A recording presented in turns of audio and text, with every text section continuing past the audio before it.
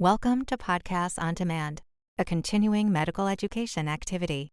This activity includes the most recent and current clinical data presented by leading experts. If you are seeking continuing education credit, please review the disclosures and the requirements for a successful completion of the activity prior to listening to the podcast. A link is found in the podcast description that can direct you to this information. Welcome to episode 1 of 4 of the Practice Changing Updates, the Evolving Hemophilia Treatment Landscape podcast series. I am Dr. Angela Weyand, Clinical Associate Professor of Pediatric Hematology Oncology at the University of Michigan. I am joined by my colleague, Dr. Guy Young. In this episode, we will discuss recent practice-changing updates in replacement and non-replacement therapies in hemophilia A. We will present key clinical trial data and discuss the safety and efficacy of these newly approved therapies. Recently reported evidence and its impact on ongoing patient care will also be assessed. So to start, I'm going to be speaking first on replacement and non-replacement therapies for hemophilia A. As probably most of you are aware, the treatment of hemophilia A has really evolved over time. Looking back to the 50s, when the only thing we really had was plasma, then in the 60s, cryoprecipitate, followed by PCC and APCC treatments. And then in the 70s, really a big, shift in treatment with the development of plasma-derived factor VIII concentrates. Also in the 70s was the DDAVP, and then later in the 80s, luckily, after there were issues with viruses in the plasma-derived products, we had viral inactivation in the mid-80s for our products.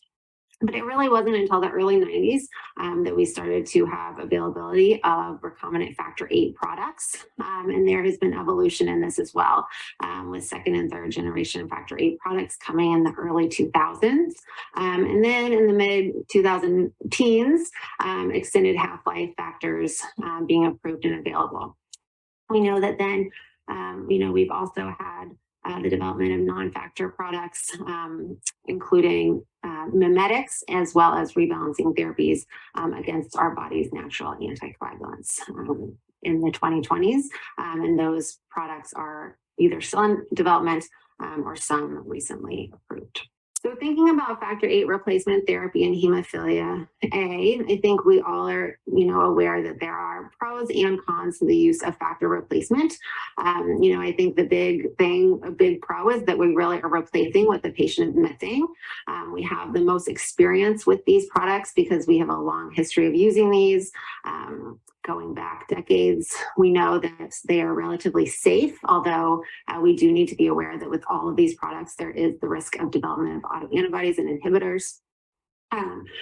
We know that we can get peak levels into the normal range and can follow these levels and know really where our levels of factor VIII and hemostatic control are. We're able to give extra doses, and we're able to use the same product for prophylaxis as well as to treat bleeds or to perform surgical procedures or things that need extra hemostatic efficacy. There are cons as well, and I think our patients are probably even more aware of these than we are. They do require intravenous administration, which can be quite difficult, especially in our youngest pediatric patients. They have required 2 to 4 times per week administration, which really is quite a large burden of treatment, especially when you think about that intravenous administration. So these things together can make it difficult for our patients to adhere to their treatment plan. And many young patients, usually our youngest patients that have difficulty with intravenous administration, need ports, which come with their own risks, including infection and thrombosis. We know that factor levels do fluctuate and that when the levels come down at the end of the treatment interval, when patients are at those trough levels, there is bleeding risk at that point. So these are all things to take into consideration when we're thinking about whether patients should be receiving factor replacement therapies versus some of these newer products. So, as I mentioned, even when we think about factor VIII replacement products, there has been evolution of factor VIII products over time. Back in late 1960s, early 1970s, we had plasma-derived clotting factors. And then, as I mentioned, in the 1990s were the first recombinant clotting factors. And this was really very exciting, given the fact that there had been widespread viral contamination And recombinant products really eliminated this potential for transmission of bloodborne pathogens. Then, many of you are probably aware, as we recognize this really high burden of treatment on patients, many companies looked to develop products that had more extended half-life that could be dosed less frequently. And so a lot of these extended half-life clotting factors were developed. And they did lead to, for some patients, to fewer infusions with similar outcomes to the standard half-life factor products. Similar to the extended half-life, they were safe products other than the risk of inhibitors, and are effective for surgery, prophylaxis, and treatment of bleeds, but still had quite, a high treatment burden, even with the extended half-life products that really weren't able to extend the half-life quite as long as we would have liked to. And we know that patients still continue to have bleeds on these products, so we're not able to fully prevent arthropathy. And there's also a pretty significant cost associated with all of them. So thinking about extending the half-life of factor products still within the realm of factor replacement products, there has been a significant extension of the half-life of factor VIII with the development of efanesoctocog alpha. So efanesoctocog alpha is a very highly modified recombinant factor VIII product that utilizes a number of different modifications to extend its half-life. So similar to some other extended half-life products, it has the Fc receptor to increase the half-life through that recycling pathway. There are 2 extend molecules that also increase the half-life.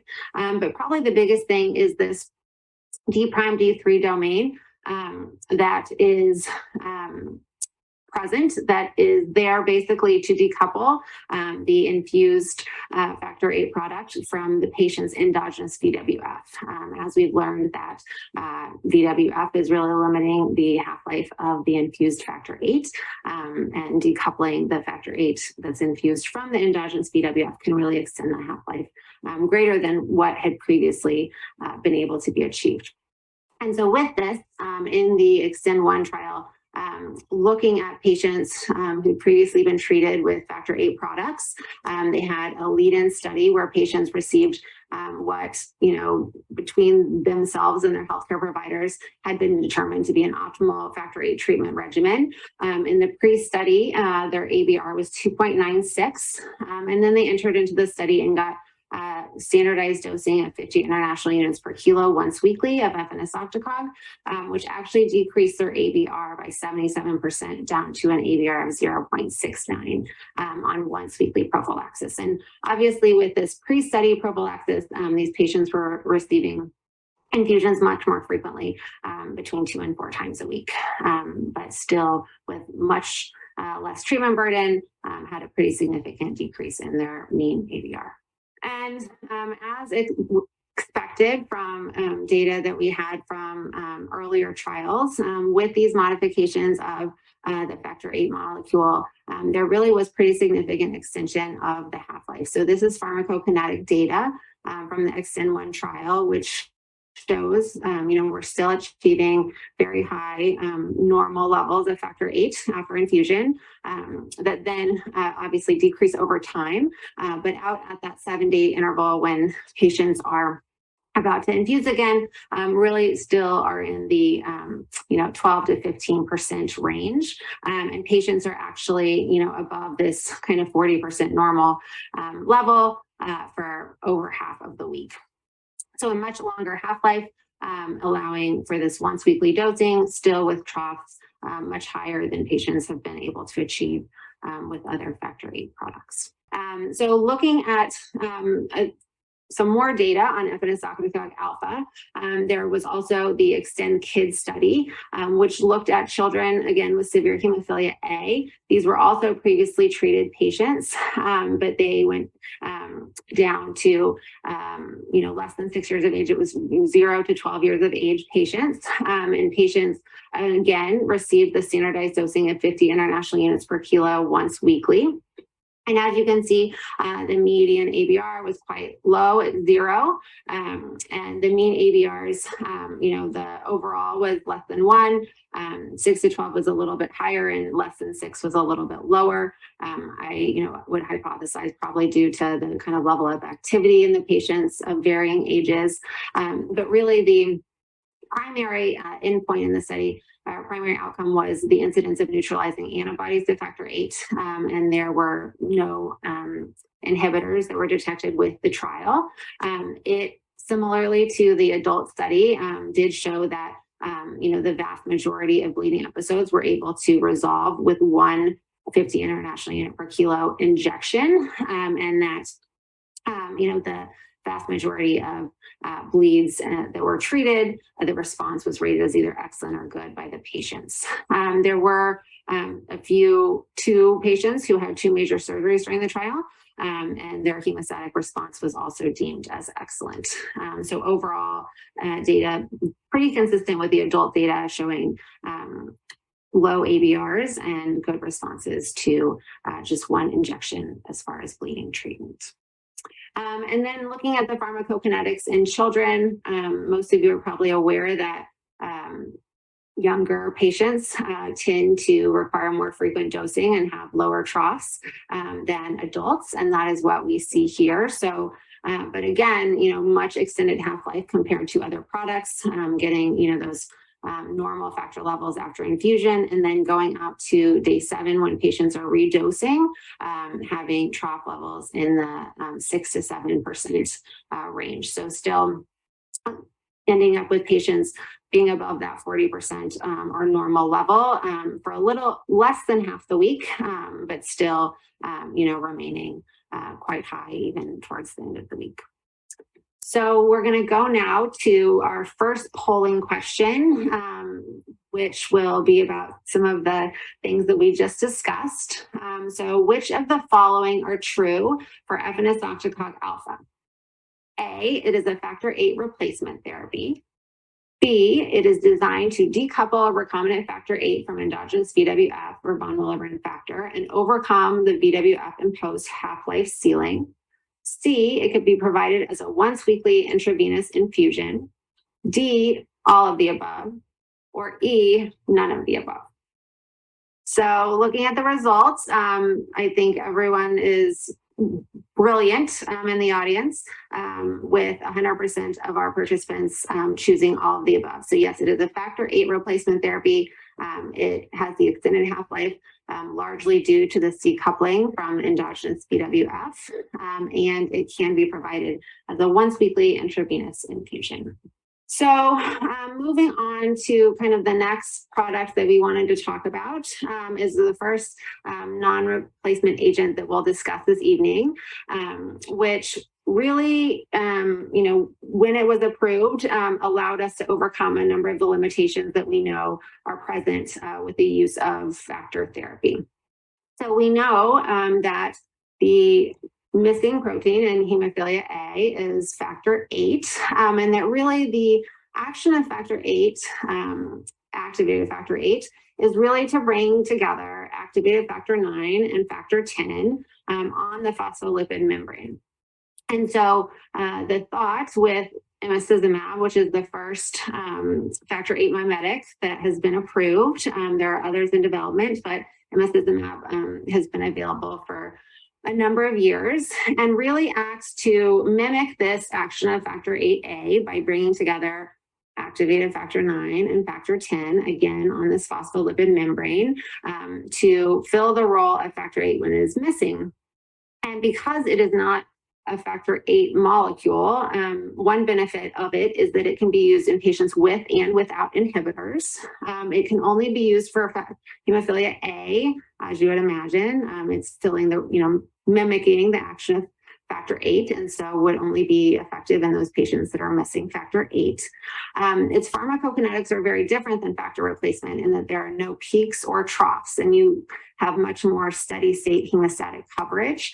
So you're not able to get that 100% factor VIII equivalence, but you also aren't, dropping down to a lower level before you get your next dose. And then additionally, one huge benefit that we've seen, especially in the pediatric population, is its subcutaneous dosing for administration. And so it doesn't require intravenous administration. It can be quite helpful in avoiding the placement of ports that I had mentioned earlier that can be challenging in our youngest patients, as well as some older patients, but tends to be more of an issue in our youngest.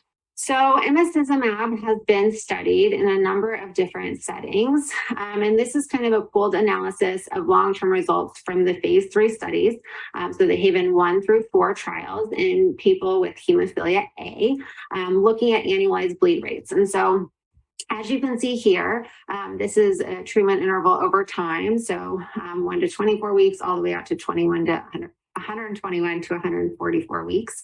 And as you can see, kind of earlier on, the ABR is a little bit higher, but then as you get further out, it is quite low, less than 1, and is pretty consistent. And this shows here the percentage of patients with 0 and 1 to 3 treated bleeds, the percentage of those patients, again, over certain treatment intervals. And as you can see here, similar to a little bit higher ABR to begin with, and then dropping down to more steady lower levels. You can see here that initially about 70% in that first 1 to 24 weeks had 0 treated bleeds. And then that increased and was pretty steady at a higher level at those longer treatment intervals. But, with this, nearly 3 years of follow-up, these low bleeding rates are maintained. And the imicizumab is also very well tolerated over this longer term follow-up that has been done. So looking specifically at the different Haven studies, this is looking at patients who had 0 treated bleeds in a number of different settings. So the very first Haven study was just done in patients with inhibitors, specifically adolescents and adults with inhibitors, and looked at once weekly dosing prophylactically, and 63% of those patients had 0 bleeds. The next study, Haven 2, again, only looked at inhibitors, or patients with inhibitors, but went down to the pediatric ages and again looked at once weekly dosing, and 86% of the pediatric patients had 0 bleeds. Then the later studies looked at patients that didn't necessarily have inhibitors. So Haven 3 was a study of adolescents and adults without inhibitors, and looked at both weekly as well as every 2-week dosing, and had 56% of patients in the Q weekly dosing group that had 0 bleeds, and 60% of those in the every 2-week dosing group that had 0 bleeds.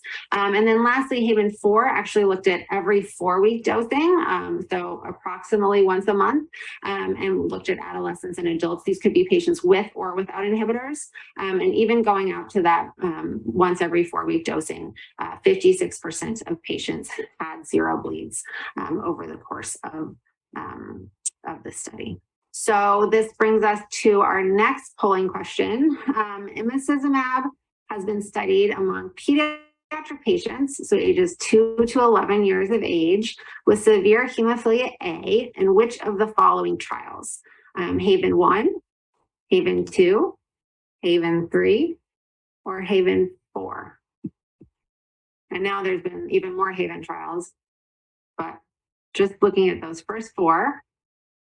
Perfect. So Haven 2 is the correct answer. So the Haven 1 was patients with inhibitors that were adults and adolescents, versus Haven 2 was, again, patients with inhibitors, but was in the pediatric studies. And then Haven 3 looked at those different dosing regimens of once a week and once every 2 weeks without inhibitors. And then Haven 4 was looking at that once every 4-week dosing interval. Thank you for listening to episode 1 of Practice Changing Updates, the Evolving Hemophilia Treatment Landscape. Please join us for episode 2. We hope you found this podcast useful and educational. To receive continuing education credit and to download your printable certificate, please go to the activity page at practice.cme.com to complete the post-test and evaluation to receive continuing education credit.